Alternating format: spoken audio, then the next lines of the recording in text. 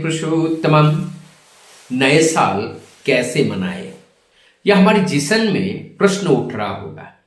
हम समाज में देखते हैं जो यंग लड़के हैं, कमाई धमाई बहुत अच्छे कर रहे हैं। वो कमा के लाते हैं, उसमें से 1,000 रुपए लेकर के 2,000 रुपए अलग करके रख रहे हैं, या अलग से थोड़ा अर्निंग करके मौज मस्ती करने के लिए कुछ पैसे उसमें से अलग करके रख रहे हैं। प्लानिंग बन रहे हैं नए साल। पहली बात तो ये बताऊं कि ये हम सनातनियों का या भारतवर्ष का ये नया साल नहीं है। हमारा वैसाख में होता है। ये अंग्रेजों का दिया हुआ नया साल है, अंग्रेजी कैलेंडर का नया साल है। मैं ये नहीं कहता हूं कि इसको ना मानो उसको मानो, लेकिन हम कैसे मनाना चाहिए उस चीज को हमें सीखने जरूरत है।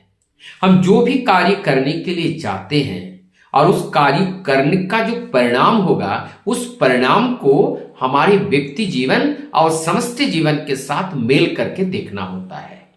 और दूसरे पक्ष ये है कि हमारे सत्ता संवर्धन के लिए कितना ये लाभप्रद है और हमारी शरीर के लिए कितना लाभप्रद है, हमारी सत्ता संवर्धन के लिए कितना नुकसान है और हमारे शरीर के लिए कितना नुकसान है।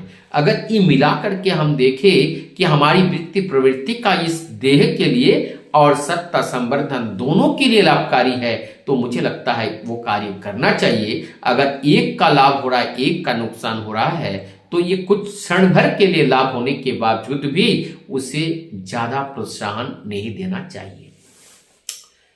अब नया साल मनाने का जो तरीका आज लोगों ने चुन रखा है, पार्टी करना। पार्टी में क्या होगा, ये उस पार्टी में नाचना गाना, फिर शराब पीना, फिर ऐशो आराम के लिए ऑपोजिट सेक्स को एकत्रित करके वहां पर एक विभत्स एक इंटरटेनमेंट का माहौल बना करके अपने चारित्रिक पतन या बेविचार जिसे कहते हैं, अर्थात हमें जिस पथ पर चलना चाहिए उसी पथ पर ना चल करके हम अपने वृत्ति प्रवृत्तियों का पोषण दे रहे हैं, ये व्यभिचार है। जहां पर वृत्ति प्रवृत्तियों का पोषण दे करके हमारी सत्ता संवर्धन के पथ पर बाधा उत्पन्न करते हैं, ये कृतकार्य व्यभिचार के कृतकार्य की श्रेणी में आता है। तो हमें ये नहीं करना है। हम क्यों नहीं चुनते हैं कि पूरे साल भर में हमसे क्या अन्याय हुआ, क्या अपराध हुआ, इसी को हमें देखना है। देख करके उस कार्य को नहीं करना है। हमने जिस कार्य करने से लॉस हुआ उसके अगेंस्ट में कौन सा कार्य करने से हमें लाभ होता, उस कार्य का करने के लिए प्रतिज्ञाबद्ध होना। उसके बाद हमारी सामाजिक दृष्टि से, आर्थिक दृष्टि से क्या का कार्य करने से हमारी सामाजिक स्तर को हम बढ़ा सकते थे, हमारी व्यक्तिगत हमारी पर्सनैलिटी को हम बढ़ा सकते। पर्सनैलिटी क्या है? पर्सनैलिटी का वास्तव जो स्वरूप है वो स्वरूप है सत्ता संवर्धना के पथ पर कार्य करना। ये पर्सनैलिटी डेवलपमेंट का रहा है। इसके अलावा हम केवल अपने चेहरा को लोगों को दिखाने के लिए और ज्यादा से ज्यादा लोगों तक हम अपने चेहरा का परिचय देने के लिए, प्रचार करने के लिए, व्यक्ति स्वार्थ के लिए अगर हम काम कर रहे हैं, ये बात अच्छी नहीं है। तो ये नए साल हमारे लिए चिंतन का साल है। पूर्व ये वैश्विक जो स्थिति है उसमें हमें सोचना होगा, समझना होगा। व्यक्ति जीवन और समष्टि जीवन को उसमें ध्यान देना होगा। पारिवारिक जीवन की जो स्थिति है वो स्थिति को देखना होगा कि किस तरह से हम अपने परिवार के लोगों को, समाज के लोगों को हम सुंदर राह पर लेकर जा सकते हैं। उसके लिए हमें क्या क्या करना पड़ेगा और क्या करना पड़ेगा और क्या पढ़ना पड़ेगा। आज हमारी एजुकेशन व्यवस्था हम देखते हैं, हमारी एजुकेशन व्यवस्था जो पाश्चात्य सभ्यता के अनुसार जो अंग्रेजी कल्चर से जो टीचिंग जो पढ़ाया जा रहा है, ये बहुत ही घातक हमारे समाज के लिए है।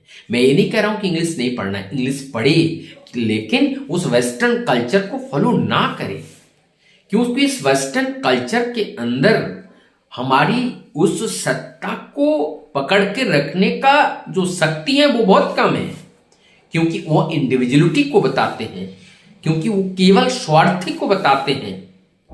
लेकिन हमारी जो आर्य सनातन परंपरा है उसमें क्या स्वाद कुछ कम है?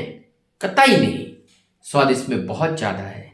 हमें उसे आर्य सनातनी परंपरा, उस परिवार की जो पारिवारिक संगठन संरचना था, उस संरचना को पुनर्स्थापित करना है। शिक्षा व्यवस्था को पुनर्स्थापित करना है। गुरुकुल के बिना शिक्षा व्यवस्था अच्छा हो ही नहीं सकता है, संस्कार अच्छा हो ही नहीं सकता है।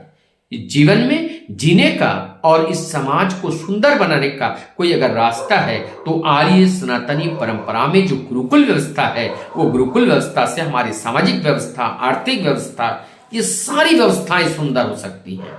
और इस व्यवस्था को छोड़ करके हम कोई नई व्यवस्था के होड़ में अगर पड़ जाए तो उससे हमें नुकसान के अलावा और कुछ नहीं होगा।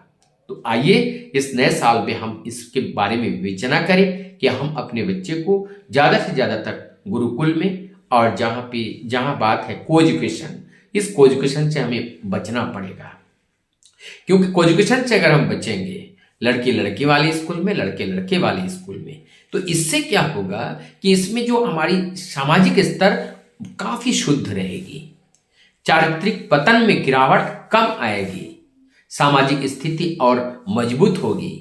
इससे माता पिता के प्रति श्रद्धा बढ़ेगी, माता पिता के आंखों से आंसू का जो निर्झर झर रहा है इसको हम रोक लगा सकते हैं इसी माध्यम से।